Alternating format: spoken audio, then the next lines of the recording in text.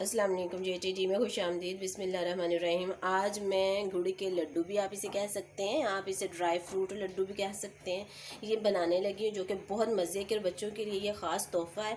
इसके लिए हमें जिन चीज़ों की ज़रूरत है ये देखें, आप चने ले लें जिनके छिलके उतरे हुए हों, और साथ में आपने ड्राई फ्रूट आप जितना भी डालना चाहते हैं, जो जो चीज़ें आपके बच्चों को पसंद है वो हर चीज़ डालें आप। और साथ में ये गुड़ ले लें, और साथ में आपने ले लेना है वाइट तिल, इनको साफ़ कर लें वाइट तिल को।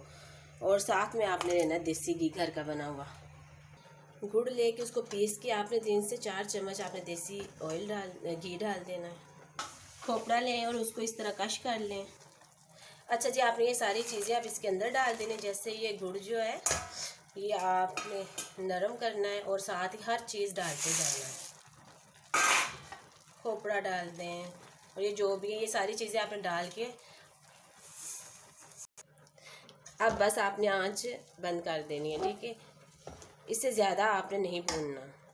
अच्छा, अब इसका ठंडा होने का वेट करें, और आप इसको किसी भी तरह की शेप दे के आप इसके बना सकते हैं। आप चाहें तो आप इसके गोल गोल लड्डू बना सकते हैं, आप चाहें तो इसको ट्रे वगैरह में फैला के जब ठंडा हो जाए तब आप इसको चकोर काट के पीसों में रख सकते हैं। और इसको आप काफ़ी देर के लिए, मसलन सर्दियाँ आ रही हैं तो सर्दियों के लिए आप ये चीज़ बना के सेव कर लें, बच्चों को दें, खुद खाएं।